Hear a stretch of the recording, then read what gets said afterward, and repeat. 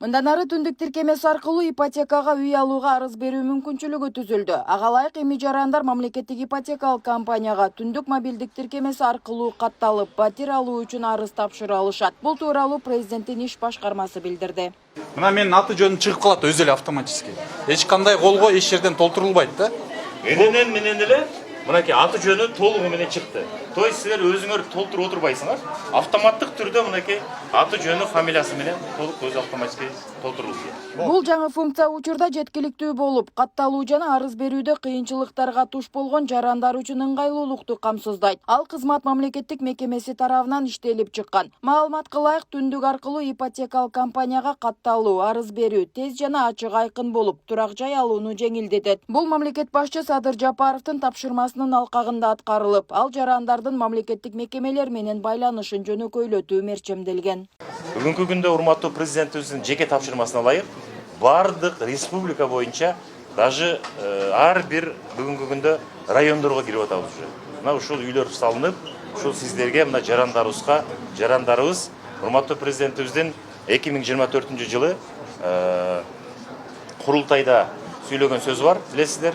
Ушул жерде мынакей акыркы 5 жылда 30-жылга чейин ар бир жараныбыз мынакей үйлүү болот деген.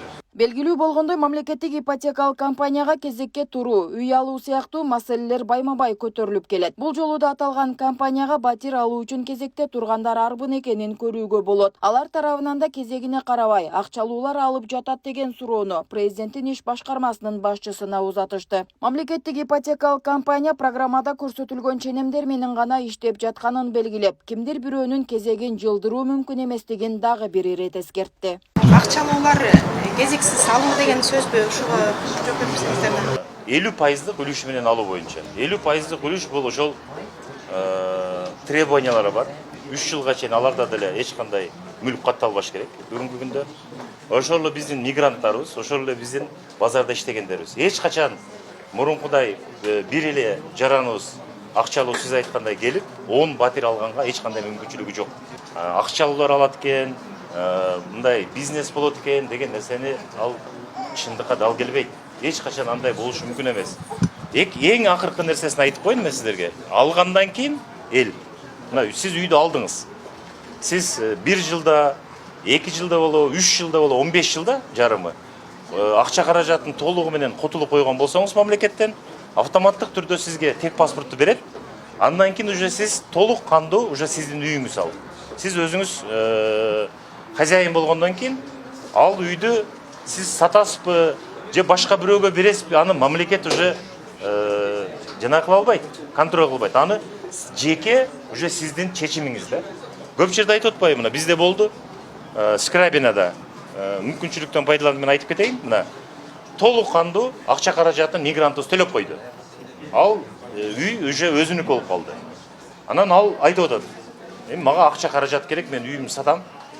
Анда биз ага тоскоолдук кыла албайбыз. Закон запрет кылбайт ал нерсеге. Андан сырткары Каныбек Туманбаев мында кезекте турган тургундардын бир катар суроолоруна жооп берди. Анда башкармалык МИКке кезекке тургандар менен түшүндүрүү иштерин активдүү жүргүзүү, арыз берүү тартиби, тизмелердин түзүлүшү жана батир бөлүштүрүү эрежелери боюнча толук маалымат берди. Мурункудай эми 10 жыл, 15 жылга созулбайт.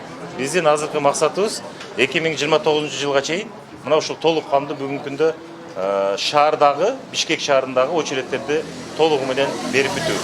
То есть мындай болуп атат да, өсүп атабыз, балдарыбыз чоңоюп атат.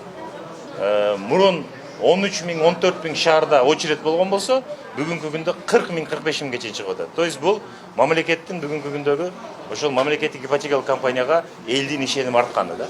Үйлүү болуп атат, үйгө кирип атат.